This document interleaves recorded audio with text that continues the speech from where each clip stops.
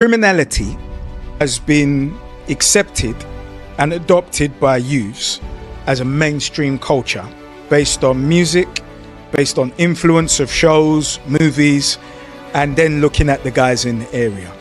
Are you programmed to succeed or are you programmed to fail at the first hurdle? Because I can tell you, I've arrived here after a long process of 30 years with overcoming many catch-22s. Success for me is freedom, and how I define freedom is being able to solve all of my own problems. When I don't have any reliance on any man, woman or child for anything that I require, I'm successful.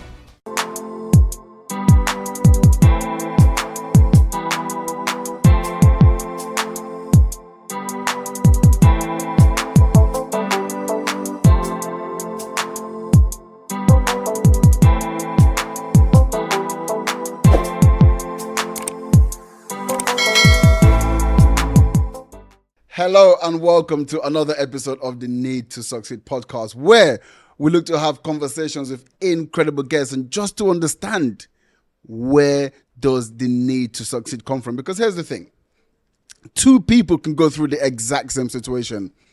One person decides, because of the situation, I can no longer achieve the things that I want to achieve in life. And the other person, based on the same situation, decides that they have to become wildly successful. Same situation, different outcome. What is the difference in mindset? That's exactly what we look to uncover on the Need to Succeed podcast. And today we have an absolutely incredible guest. He is creating an absolutely incredible platform to help men become who they truly want to be. Ladies and gentlemen, please join me in welcoming Mr. Sigma Carta himself, Dean Okai. Thank you for having me, sir. It's an absolute pleasure, bro. Thank you so much for being here. It was actually CJ Lloyd. I don't know how you guys know each other, but he's actually the one, he was on the couch, the hot seat, just like you were not too long ago. And he said, you've got to get this guy on. So I went out there, checked out your content. I'm like, yeah, definitely. I want to get someone like this on, because the truth is we're in an age where it's difficult for people to become themselves. It's not difficult, but it's almost as if no one actually has an identity these days. People are just being drawn left and right based on whatever the hottest content is around right now. And, creating something, where you've got this innate understanding of who you are, of, your vision of what you would like to see the world be, and then saying, hey, here's the vision, let's all work towards this, is, it's obviously really, really cool to see. But we do have a tradition on this podcast. And the very, very first question I've got for you, my friend, is what does success actually mean to you? Success for me is freedom. And how I define freedom is being able to solve all of my own problems. When I don't have any reliance on any man, woman or child for anything that I require, I'm successful. No matter how big or small that may look to somebody else. This is my table, I can move it left or right. I'm fine. Success for me is being able to do what I please with my own time, because I can solve all of my own problems. So irrespective of how I express my inalienable rights, you can't touch me, you can't change my outcomes or my destiny or affect my ability to move left or right. That's what's important to me, to be able to express all of my inalienable rights, to move as I please, to express myself as I please at all times. Because I see rich slaves and they think that money is the thing alone. No, let me live at whatever scale pleases me with the capacity to solve all of my own problems. Wow. I love the explanation. I've had a lot of guests on this chair so far. I don't think anyone's ever explained success in that manner. But actually, I think that is a very, very well-balanced view of success, because actually, for you to accomplish that, you have to have balance in all areas. Whether that's relationship, whether that's health, whether that's financial, because for you to be able to do what you want, when you want, with complete freedom, you need to have good health. Otherwise, you can't have the option. Your relationships need to be intact. Whether you've got them or you haven't, you need to be at peace with whichever decision you make on that, Absolutely. right? And then financially, listen, unless we're in the Amazonian forest somewhere, you're hunting your own dinner, then you're gonna need some financial Yeah. ability. So actually, that statement just saying, the decision to be able, to live off grid essentially. And I say off grid, I'm not talking about in a remote location, but off grid where you're not relying on anyone Absolutely. else. It's an incredible description of success actually. But okay, cool. So let's dig into this a little bit, because when I speak to you, you are a man that speaks with a lot of conviction, right? Now I know that I've spoken to a lot of people, on the podcast, away from the podcast. I'm a very inquisitive person. I know that confidence doesn't just come from nowhere. That ability doesn't just come from nowhere, right? So what I really want to understand is, let's kind of peel it back a little bit and get a better understanding of, your life's journey. Because I think that'll give us an insight into the man that sat in front of us today. So who was Dean, growing up in school, for example? Who was Dean? I lived in my imagination. We lived in a different time. No internet. I look in my son's bedroom. He's got 3 computer monitors. He's got the LED TV on his wall, the computer, surround sound. And I said, I wish I had this when I was his age, but I'm grateful that I didn't, because my imagination, when I was a child, I had plasticine and my Super 8 camera. I was happy because I was creating. And then in between that, I put that down and I was reading, learning, creating, and using my imagination. So because I lived in my imagination, I still live in my head today. So irrespective of whatever my circumstances look like, until I gained a particular experience, I'm not saying I wouldn't have got depressed or dejected when I was younger, in my 20s. But now, I'm where my vision is going. If I lost everything today, I say, but you have the experience and capacity to get it back. So when I was in school and I experienced teacher bullying or that unnecessary singling out that African Caribbean boys do, I lived in my head. And there's a story that I tell frequently where I was sent in a corner and I had 13 stars on the star chart. And the closest person to me had 8. And when the teacher sent me in the corner, I went over to the star chart, picked down the 13 stars, rinsed them under my foot, and looked at her, burned it because I couldn't do anything else. But when I was in the corner, I was at peace with my decision. And I didn't need anybody's external validation after that. So now I'm by myself, right? Okay, I'm at peace with that. So now I think outside of society's hierarchy. So when teacher does whatever, I'm no longer disappointed because I remove my expectation. I remove my childish programming. Well, now I'm by myself. I might go in the stock cupboard and steal some books or some Beryl pens to appease my mood because you've upset me. So I always had an internal monologue that I didn't understand had a spiritual nature.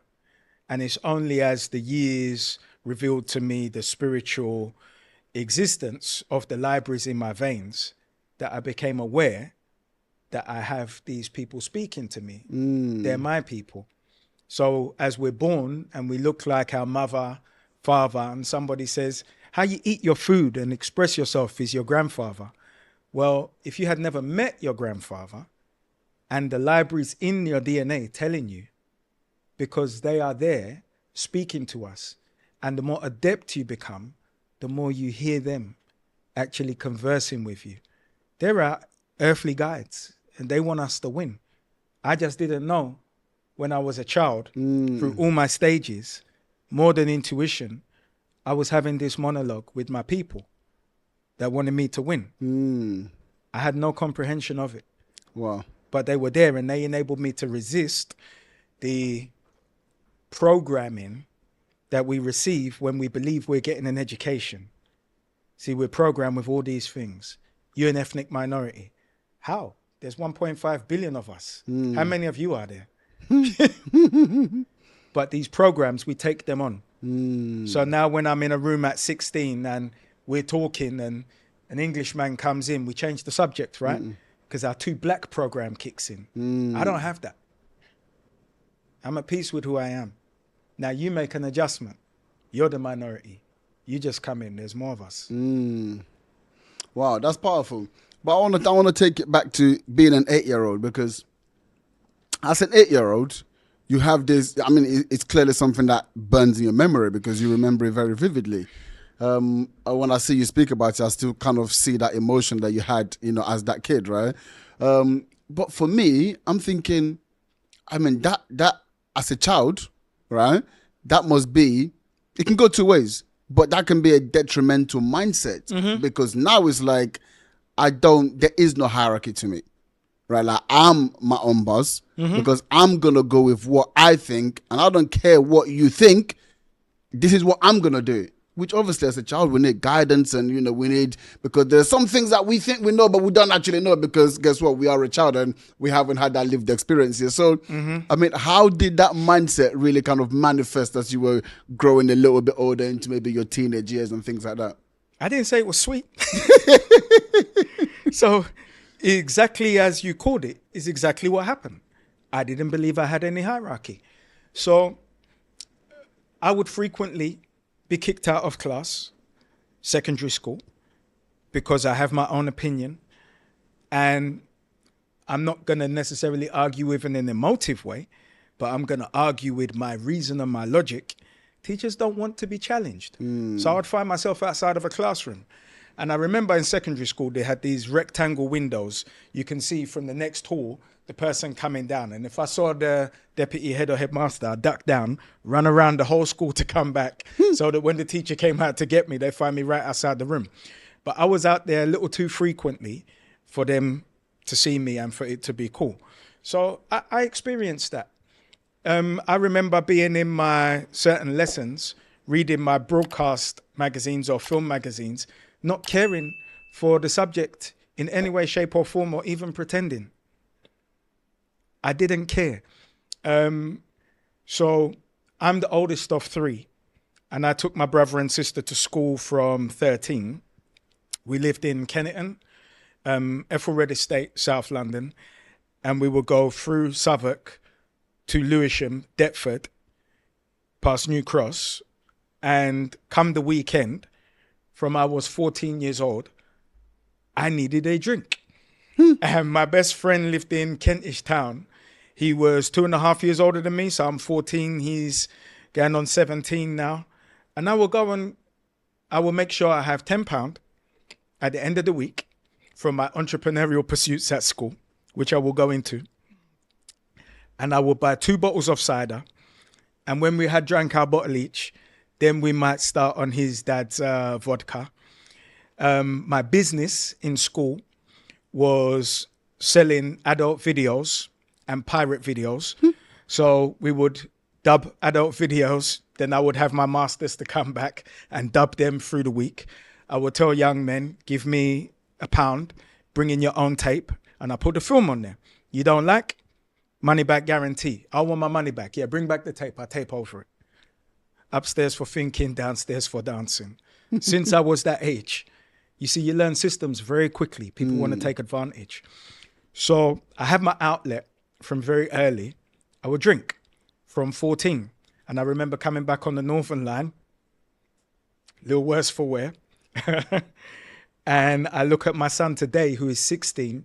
He drinks water, not even juice, nothing.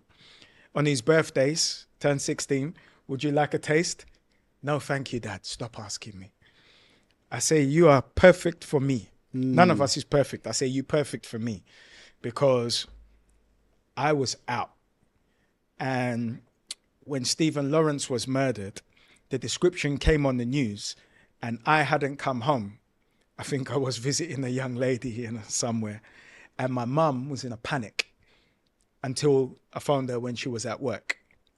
And she said to me, like, I didn't know. This is pre-mobile phone. And I will go into later how Stephen Lawrence being murdered impact the direction that I went in. But I really didn't have much respect for authority of any kind. And if I was doing what I was supposed to do, it was of my own volition, not because of any external factors. Listening wasn't in my makeup. Wasn't your forte. Yeah. So how at that age, we're talking 14 years, right?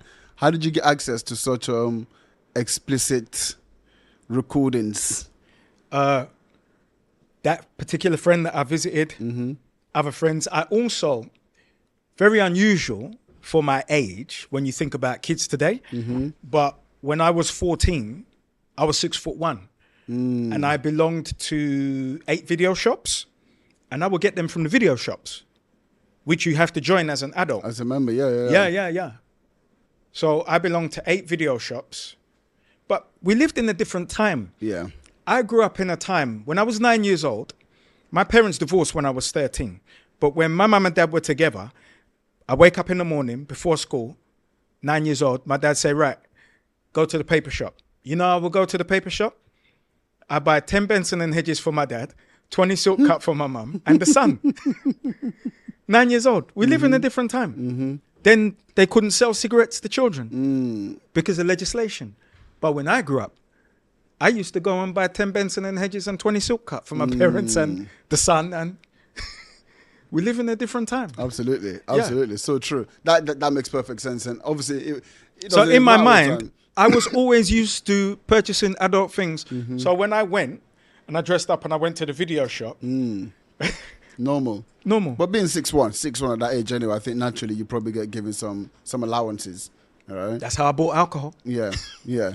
And yes, there was a lot of leniency. I mean, even when I was growing up, there was, a lot of leniency. You could go in there and first of all, you could swap IDs, or you could just go in there and just try and put on a deep voice and say, let me get 10, B&H or 10 Marlboro Lights or whatever it might be. And they would give it to you, right? I mean, I didn't actually smoke, but I knew kids who did back then, and that's what would happen.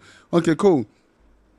So just by the way, you mentioned Stephen Lawrence, right? Which is a massive, for those who don't know about Stephen Lawrence, it was almost like a watershed moment in terms of, when the truth obviously came out. Obviously at the time it was just being covered up by the police and things that actually happened, but it was a watershed moment in British politics that, well, actually, shit, you lot just lied to us for all this time. And, this is actually, I don't really think there's still a lot of, shady cloud around it to this day anyway, isn't there? It's pretty much transparent now. Yeah. But it was around the corruption. Yes. So so in that regards, how old were you then when that happened?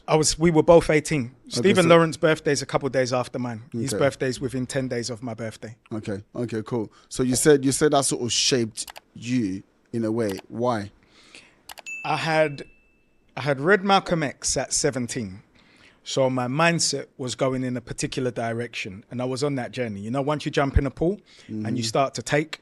So I was learning about politics. I was learning about advocacy, and I desired it. I was running towards it.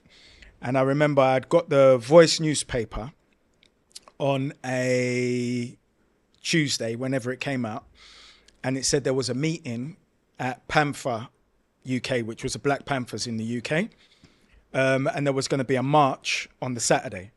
So I went to Panther UK, that was in Landor Road, South London, round the corner from Stockwell. I joined them, same night, £5, that's monthly dues, gave them £5. Went on the march the next day. That was my baptism of fire. I got hit in the eye with a truncheon. I have some small evidence there still today. And that was me. It got me for life. I got a political education there. And I moved out, I think a couple of months after joining Panther, back to New Cross, where I fell in with my friends who were petty criminals, where I did my stint of petty criminality. And at the same time, I was in Panther getting a political education, giving talks at the Brixton Rec, talks at Hammersmith and West College, in debates at SOAS University, going to the pub in SOAS with proceeds of petty crime, and pints were like 50p because they don't pay the tax on it. I felt like a millionaire. And I'm playing chess with SOAS students and winning. I'm saying they're not so smart. And my application in debate over them is far more insightful from when I read Walter Rodney, How Europe Underdeveloped Africa. I said, do I need a degree? No. I'm here reading the same books on the curriculum, playing chess, debating and winning. I said, what is intelligence? Is it the endorsement of the piece of paper where I make a contract that now I'm educated and that's it? No. I said, this thing is continuous development. Because I would see them graduate. Well, that's it now. I have my degree. I said, oh, okay. Because I'm still a student. I remain a student at 49. It doesn't stop.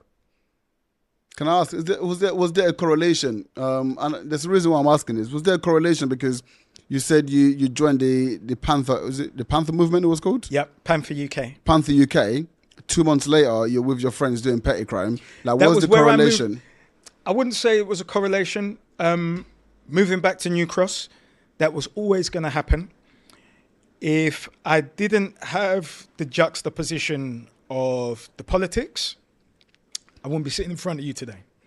Yeah, because I was going to say, because actually that's one of the ways, especially in the American movement, that's one of the ways in which the Panthers were, demonized, because they were hooligans and gangsters. Were actually what they taught was in complete opposition to all of that, right? So that's the reason why I asked that question. So you just thought it was just a natural progression for where your life was going at the time, but obviously because you now had this Panther movement, that actually kept you a little bit, more reserved, and you knew it's like there could be this reality of life, but I actually know better, and although I'm participating in this part of life based on my economic or personal situation, nothing to do. I just want to put a pin in that. Yeah, this thing. So look today, criminality has been accepted and adopted by youths as a mainstream culture based on music, based on influence of shows, movies, and then looking at the guys in the area. I just want to say something, because guys talk about the hood. The road. It lives in your head, because there's no hood that has £1 million houses every other house. The hood lives in your head because it's the culture you've adopted. Now, where you've adopted this culture, what you don't like about yourself is what you despise in ops, who are merely your reflection, and what you don't like in yourself. So you would not go and stab a policeman, no matter what he did to you, but you will stab your op because you're killing your reflection, because it reflects what you don't like about your own existence. So the hood only lives in your head. And I only know this based on my experience, because I would tell people about my circumstances. No, it was the rush. It was the excitement. It was me selling stolen goods, weed, whatever. That's all it was. It was what I desired to do because I found it exciting, because it was just a concept. That lifestyle. So now we're drinking alcohol in the middle of the afternoon because we can afford to, all rap into Biggie Smalls. So when I see one of my friends, younger brothers, coming in the room looking around and they tell him get out the room, what did he inherit from us? So then he becomes a real criminal. So then he raps and becomes known and influential to young people who see him as the model, who don't know where he inherited it from. So the hood lives in your head, because there's no hood in the UK. I have spent time in New York. I did the ghetto test. I stayed in Sutter Avenue, Rockaway Park. I put on my Reebok sweatshirt and Reebok Classics at the time, 96, and I walked. If I walk for 3 hours from what is called ghetto in Deptford, New Cross, if I walk for 3 hours, I'll be in Oxford Street. You can't walk out of ghetto. Try. Everybody is black. You're not going anywhere. You can't walk out of it. So their comprehension is very different. Here, the ghetto lives in your head. It lives in your head at a DNA level because your peers all have the same program. But understand that hood is a program. Just like being an ethnic minority is a program. Just like being a coon is a program. Just like being an entrepreneur is a program. Like being a lover is a program. Like being successful is a program. What programs do you adopt from the matrix?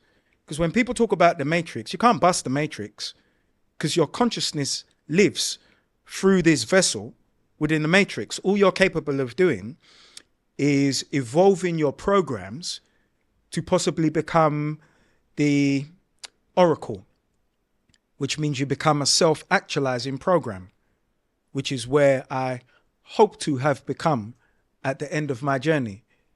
So when I talk about lifestyle systems, it's so that you can be on the road to becoming a self-actualizing program, because we're just living through programs. If your program is the hood, I have no argument with you. If you say that's your program, that's your program. And you will live out based on your program. I would like to expose you to the awareness that there is more than your program, because your program isn't based on your locality. Your program isn't based on how much money you have. It's based on your contract with yourself about what program you want to live out. So I don't take the excuse. I take radical accountability for who I am as a man. Wow. Very powerful. You know, there were, I mean, you went on a little bit of, not tangent, but a little bit of a tangent, of course. Now, it wasn't a tangent, because I was saying there was moments where I wanted to challenge some of the things you were saying. But by the time you came to the end, I'm in agreement. I understand. Yeah. So it was good that you went on that little ensemble, because that journey. Yeah. You explained it very, very well and very succinctly. So that makes a lot of sense, because look, it's true. Ultimately, you know, I started this program saying, two people in the same situation. One person decides this, the other one decides this. It's exactly the same situation. What's the difference? It's in how you allow whatever program you got in your mind to actually play out, right? And this is the key thing. But then how do we, because ultimately society is not fair, right? So the programs that we're dealt with, the program that we start with, that you said is in our DNAs, it's not necessarily down to us. It's not necessarily down to choice. How we ultimately allow that program to play out, yes, we have control over that. But what can we do about the actual program in the first place? First of all, you would have to actually acknowledge that you have been programmed outside of your interests. You see, you received an indoctrination to serve the establishment. Why would the establishment affect education? To reduce you creatively, spiritually, in terms of your personality, to serve them, so that there is a status quo to retain the pyramid structure where they're at the top and there's many of you at the bottom. Now, if you acknowledge that, then you're not to blame for your programming initially, but you obligated to unlearn and relearn based on self-preservation.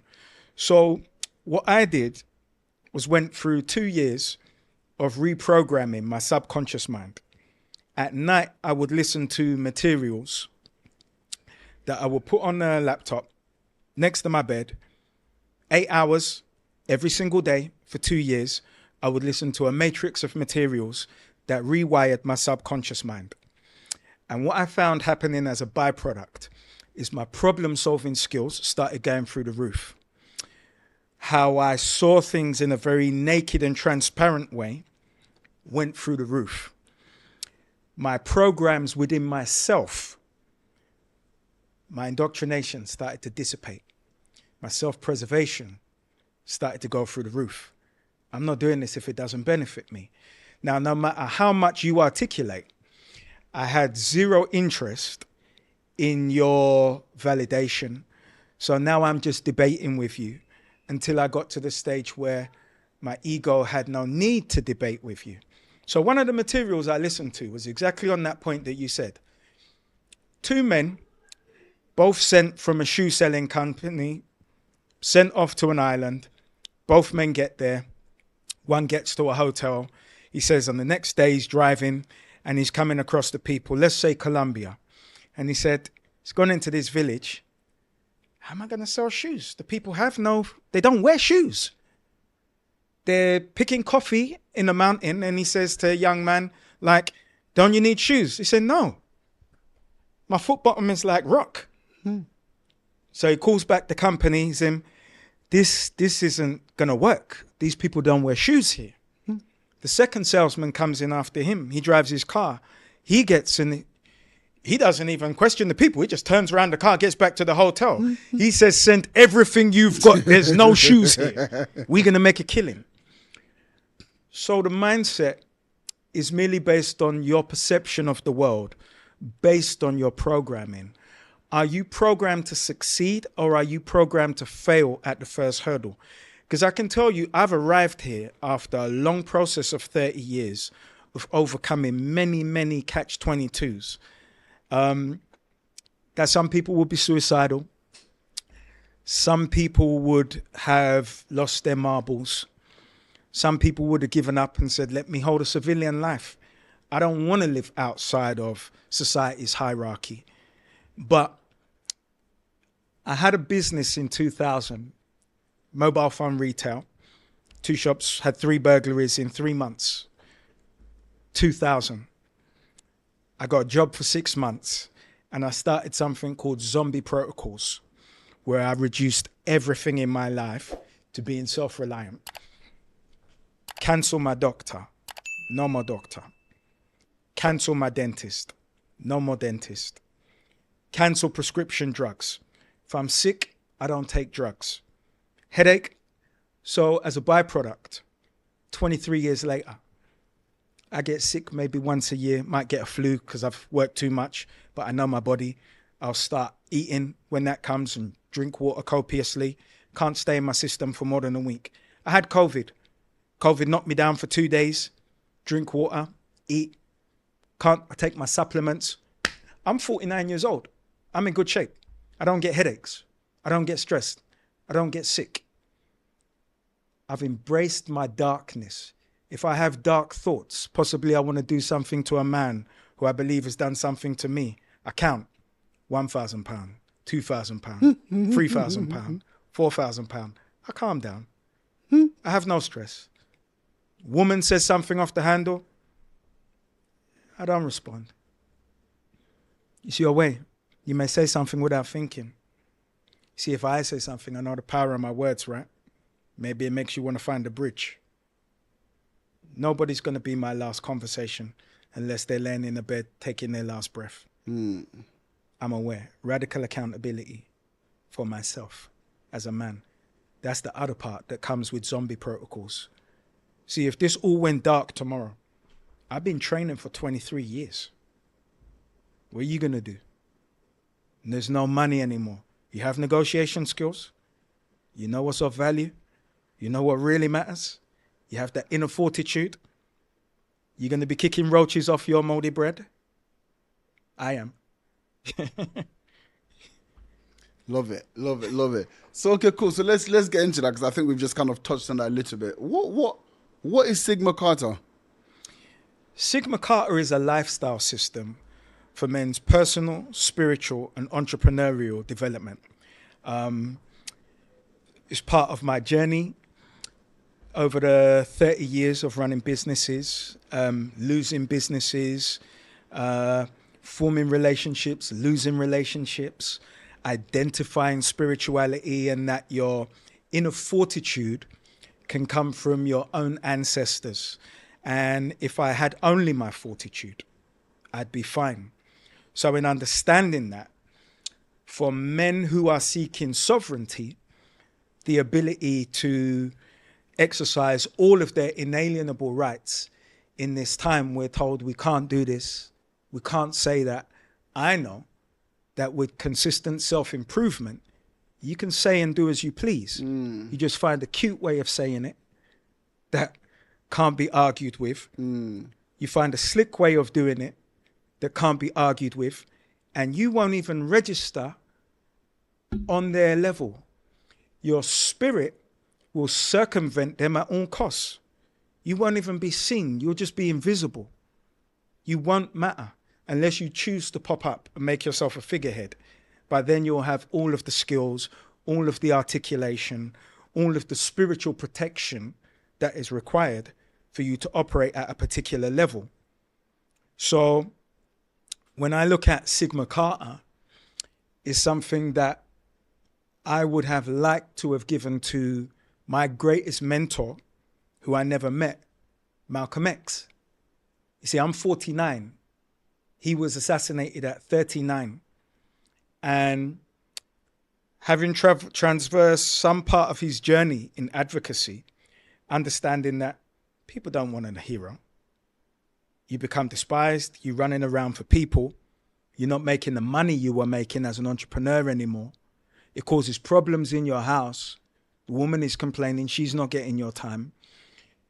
A system like that for Malcolm X, it wouldn't have been possible to assassinate him. Do you know why it was possible to assassinate him? He willed death. I have a very spiritual connection to Malcolm X. And at the time he was assassinated, he was mainly despised by people who were close to him, as much as he was loved by those who didn't know him. And I know when he go home, I have experienced some part thereof. Betty was killing him for the time he wasn't spending, for the money he wasn't making, for the family being reliant on the nation and then being out of the nation, you understand? And I watched the documentary on Netflix, and there's a picture. I can see he's completely by himself. He has no energy. He has no inclination to go forward. You know, when a man can't see the actual destination, he desires it, but he can't see it, he can't comprehend it. And we all look into the abyss at some stage if you've really been by yourself and you have those dark thoughts about not being here. And that's why he was spiritually vulnerable enough for them to get him. Otherwise, he would have been protected. Like when the nation came to burn the house. He'd given up. You see, when the fight is in your house and the fight is outside of your house, it's too much. I could only overcome these things because I had the example of my brother, who was my mentor. So I understood. And the minute that I looked at that picture and I looked at him, I said, Malcolm is dead. What's next? So at the time, you knew this was. I mean, I think obviously I'm looking at it with retrospect. I'm not sure I was born at the time, but I'm looking at it from obviously what I've studied and documentaries I've watched and things like that. I think it was pretty obvious that people were sort of coming for him, but you I guess what you're saying is you knew he wasn't going to resist anymore. Because I mean, he survived the first one, right? Yeah, he desired it. Yeah. He had welcomed death, Yeah. and I understand that. Yeah. Over this journey that I sit here very confident within myself, it's because I know myself completely. I have seen many, many darknesses over the course of 30 years moving up. I don't articulate all of them. Not all of them will be, my responses will be acceptable within society. But I have met the darkness. I embrace the darkness. I have overcome the darkness. And without that experience, you cannot succinctly convey the solutions to men. So, you see, coming to this year, I have downsized and let a lot go to have that total freedom to be able to solve all of my own problems. Now I'm sovereign. And I have spent time walking this year. Sometimes in a day will surprise people, 20 miles. I can walk from South London to the furthest extremes of North London or East London, and I'm looking at society. My anthropologist has really grown, and I'm looking at the men. And it's only this year, because I would have been busy in business or advocacy or whatever else. Now I'm on the pavement and I'm observant, and I see the mental health go from well to concerns, through not doing so well, to the extreme of they're not coming back. And I've seen the entire scale, and I understand how it happens. So I walk past the guy, and he's talking to himself. He's just addressing his problems where they become enough, where he's now articulating them out loud. F's sake, and you can see. And I say, you better handle that, because that's going to get louder and louder and more frequent and more frequent. And if you can't handle it and she looks at you for direction, and then she actually uses that against you at some point, which women can do. Where do you go for your respite? Do you have a brotherhood that can enable you to get over that? Or do you gamble? Do you drink? Do you hide in sex? What's your coping mechanism? Or what's your outlet? Because it may not be a coping mechanism. And what does it lead to? So in looking at all of this, I had already created a youth program called the Critical Thinkers Club. And I said, no, men need this program. We need it from 8 to 60, 70, wherever we are. And it needs to be a lifestyle system that can fully just, oh, I got it. I can comprehend it.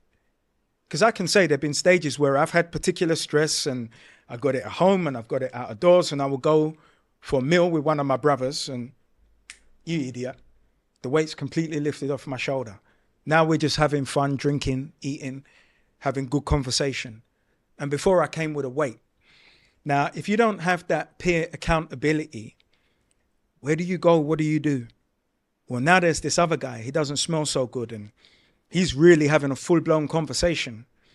And understanding spirituality as vessels, you do certain things, you take drugs, you take alcohol. Well, now you're making your vessel open to other dimensional vessels that can share your vessel. And a lot of mental illness comes from spiritual illness.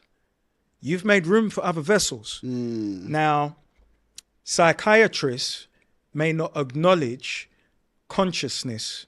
This is the argument between Freud and Jung.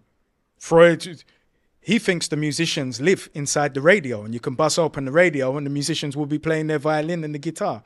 No. Jung understood that consciousness lives in the cloud. You bust open the radio, the musicians aren't in there. There's a frequency that the radio receives, which is broadcast as music. You see, we are merely the vessels, like the radio, that receive the frequency from the cloud, our consciousness. In understanding that, when you understand how the world really works, how seasons really work, not the seasons that we're given, they're not the true seasons of nature. January is the beginning. No, March is the beginning. That's when you can plant. The ground is fertile. That's the new year. You see, we're not truly educated, but those who know use this information to enrich themselves, this establishment that I talk about, which is why they miseducate and indoctrinate us. Now, they're also aware of the ethereal realm, the spiritual realm, and that you can contact entities for information to enable you with wealth, with life, with understanding, which is why certain dates are important. Now, we understand the terrorism that happened on 9/11, but why are banks squeezing cash on 9/11 in 2023? Because dates hold significance as spiritual observations to control the hordes, the great unwashed. So if you're imbued with that knowledge, you operate in a different realm and everything becomes an exhale, a little bit easier. So now we transverse this plane as the world actually works, not as is presented to us as the great unwashed.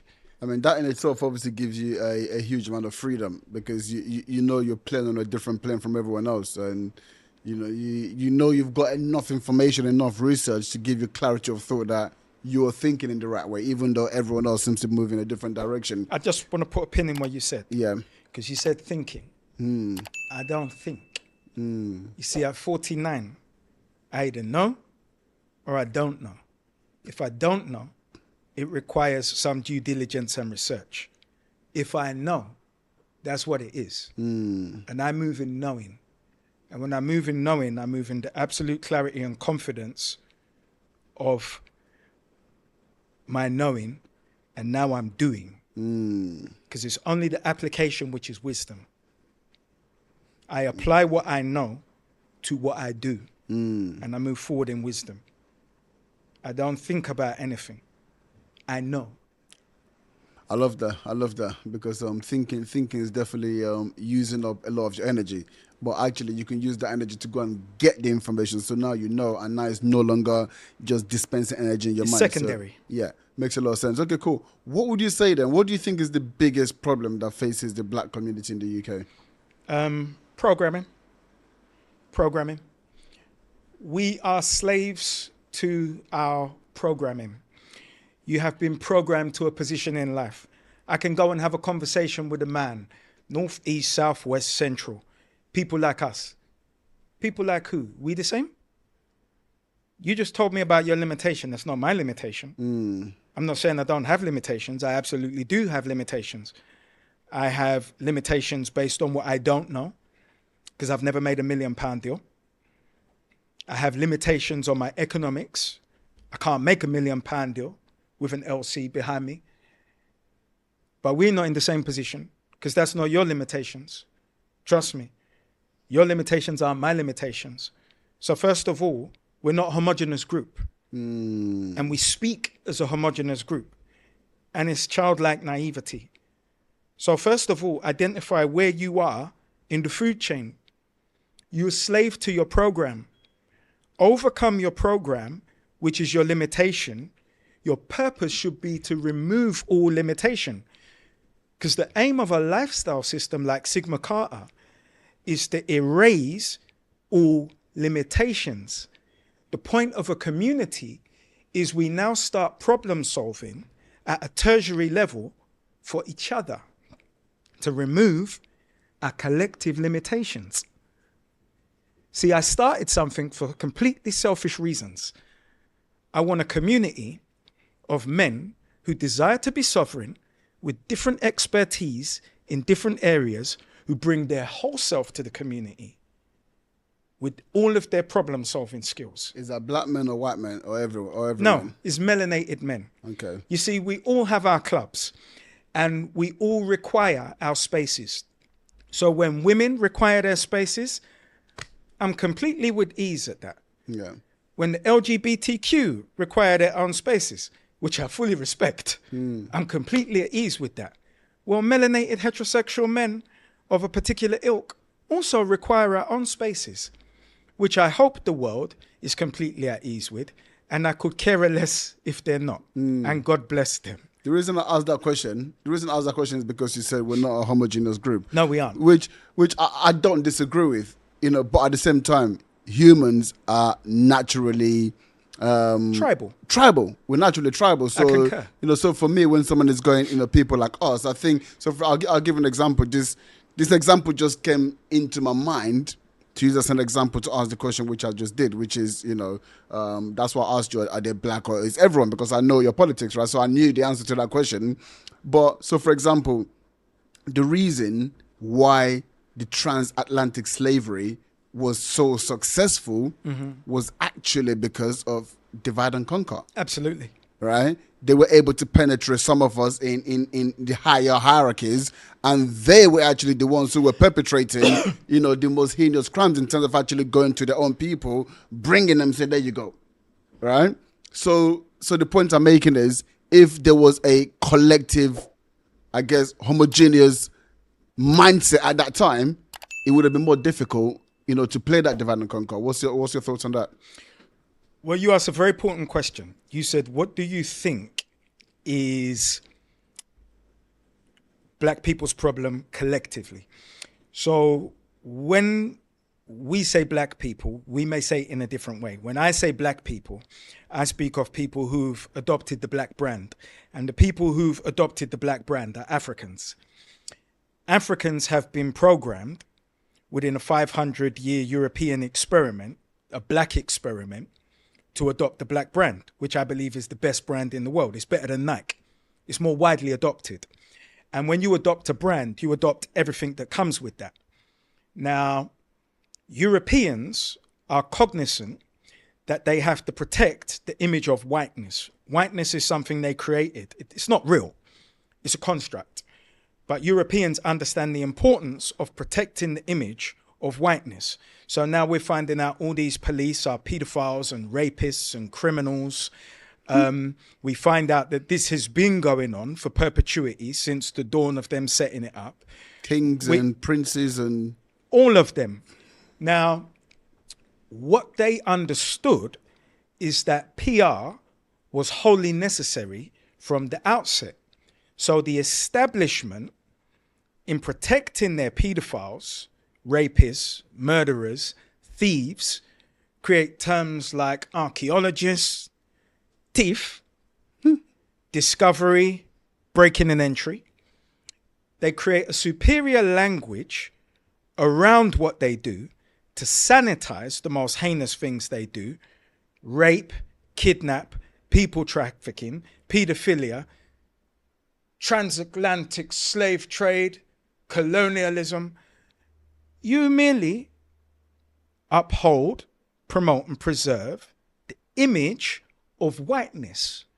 Unfortunately, the architects of the image of whiteness are the architects of the brand of blackness. Criminals, fatherless homes.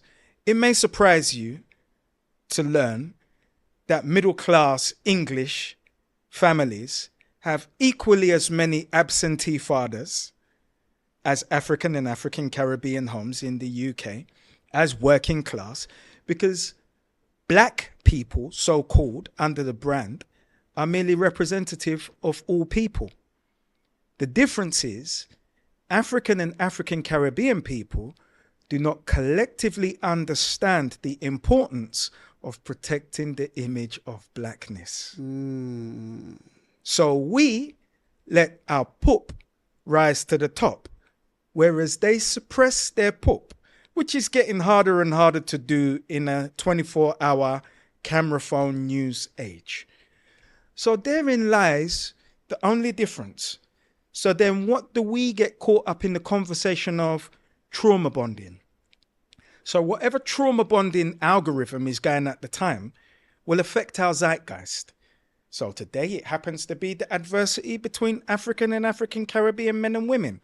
So what do we say? Black relationships are no good. Black women are no good. They're single women. They're over here. Black men are no good. They're red pills. They're over here. So Sigma Carta was merely a response to the trauma bonding red pills who sound like women watching Friends, drinking red wine on a Friday night. Men of my era would never indulge in this. You might go to your people, your girl has gone there, and now I'm having a drink and I feel a little bit lighter, and in my own time, I'm going to overcome this. Well, now you have trauma bonding clubs, peers, trapped in a program of red pill. And I say, you young men have never had peach in the history of getting peach to be speaking about women. I have performed the whole Kama Sutra with quite a few women until I desire no more than one woman. And I'm not with the trauma bonding, irrespective of whether my relationship has broken down and gone. There's another one that I deserve who knows how to treat me as a king, the king that I am. So, the programs need countering, right? So Sigma Carta is a program for relearning what you have unlearned to benefit you, as opposed to serving the status quo that doesn't serve your interests. Because you, within the black program, as an ethnic minority, working class, that's not within your interests. You being a sovereign is within your interests. Now, I'm not trying to convince or convert you. Go with God. Whatever you believe is right. Like the two shoe salesmen. I'm not trying to convert that guy who told me he's coming home. Don't send anything. Come. This guy who says, send me, I'm sending you the point of sale, marketing materials, shoes, few more salespeople. You're the director. You run the play, make it happen. Whoever you are, I'm in agreement with you. You're right. Come to me, stay where you're there. Either way, I'm at peace. Yeah, it's very, very powerful. You make a great point because, yes, I completely agree with what you just said there. I think there is a whitewash of information, but that's natural. It's like what they say, the victors of war, write the stories, right? And then those stories is what continues to live until perpetuity, until obviously there comes the age of internet, information, podcasts like this, books, all of this information. I will put another pin in it. before books, before the internet, we had societies. So no matter how far you go back in any country, Benin bronzes weren't produced by the proletariat. Shaman was there for a reason. Chief went through a spiritual process to be recognized by his ancestors through tradition, through ceremony.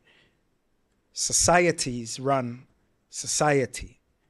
Where are our societies?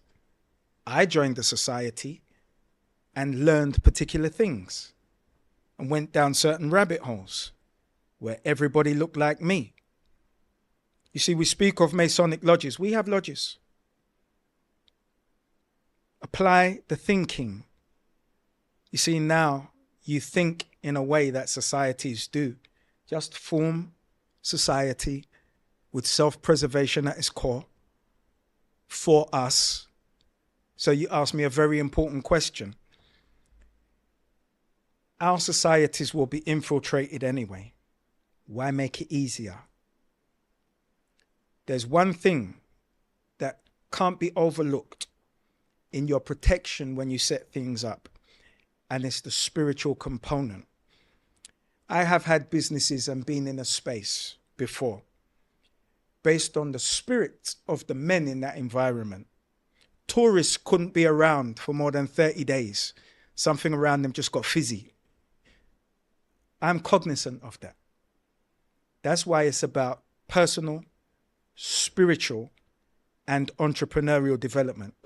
You see, with spiritual development, there can be no mental illness because there's no room in your vessel for tourists. You understand? Your spirit becomes the magnet. And I say this, you see a man who walks in a room and people are just magnetic to him for no apparent reason. Sexual energy, you didn't know that his first endeavor in sales was getting young ladies and turning a prospect into a sale. You didn't know that when he became a lover, his confidence in himself grew. That sexual energy in a room is magnetized. People don't realize, what is it? A woman comes in the room, a man is not even so good looking. They're just magnetic. Why? The sexual energy, that spiritual energy. You see, it starts off as the sexual energy and then it just converts. And now the two bounce off of each other until you go in the room, you're just magnetic. Your charisma, your personality in that room just draws people to you. And some people, even if they don't like you, they don't want to like you, they do like you. They don't like that they can't do what you do, which is where they become haters. But that's just confused admiration. So we don't get so concerned with them. You speak about spirituality a lot, right? Everything is spiritual. So what's your spiritual belief? My spiritual belief, I would say my spiritual awareness based on my experience of, most importantly, the last 3 years, because I came away from being busy and spent more time invested in solitude and exploring it. And also I took a course in African spirituality to really recognize, communicate and resonate with my ancestors. We contain libraries. And those libraries are more than our parents' expression in our face, in our physical stature, but in our mannerisms. Your father or grandfather could have passed before you were ever born, and you exemplify them in how you eat food, in how you walk. They say he walks just like his granddad or his father. Me, in terms of entrepreneurialism, both my grandfathers, Richard Bailey and Richard Okai, were entrepreneurs. And it may have skipped my mother and father to the degree that my father's a musician and did trade work, and my mum was a legal secretary and paralegal, but I never ever wanted a job. My mum said, you're going to jail or you're going to be a millionaire. I want you to get a proper job. I don't want you to do this. And I say, well, hey, remember when I said I didn't listen to anybody? People feel that pressure. My mum, my parents want this. It was not even a concern or a consideration. Never mind the pressure. I want you to get a proper job. Oh, okay. But my life is going to be my life. And if I'm not where I desire to be at 50, you're going to look at me, well, that's your choice. You see, I knew that at 12. So my ancestors were always speaking to me, irrespective of my understanding or awareness. As I came into the cognizance of them, I'd be in the shower and have a problem. Once that water connects with me, I have a solution. Businesses, I get a download. I go to my pad, I scribble. I go into Photoshop, I create branding. I'm just channeling now, I'm writing. The culture of the brand, all of the ideas, is just flowing through my hand. It's not me. It just flows through me. Then I transcribe it. That's a business. Now I need my delivery partners. I get on the blower. It resonates. Come. This isn't mine. It doesn't belong to me because it didn't come from me, but it did come from me. Came from my libraries because our ancestors want us to win, right? So in knowing whatever happens, there's nothing wrong with me. There's something wrong with my story. I always examine my story and then I make an adjustment to the story and I'm being communicated with as to how I can adjust, how I can make improvement. So I'm aware of that. And I've had visitation from particular ancestors. As soon as I was made aware of the concept, it happened for me. Wow. Amazing. There's so much more that we can go through. And I think there's definitely a part 2 to this, for sure, because there's definitely so much more conversation to be had around the whole topic in general. But sadly enough, we're at the end.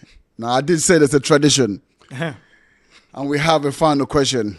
With everything that you've done so far, your whole life journey, this Sigma Carta that you're now creating, or that you have created, what remains your need to succeed? My legacy ultimately lies within my son, but I see many more young men as sons. And that's one of the main reasons that I created Sigma Carta. That's one of the main reasons I believe I was a vessel for Sigma Carta to come through me. For Sigma men who live outside of the hierarchy of society to have a Magna Carta to guide them in how to navigate the waters of this land, which come with very definite rules. Because the first thing is you must learn the rules, and when you've mastered them, you can break the rules. But you're not really breaking them. You are merely adopting what the establishment do to circumvent the rules.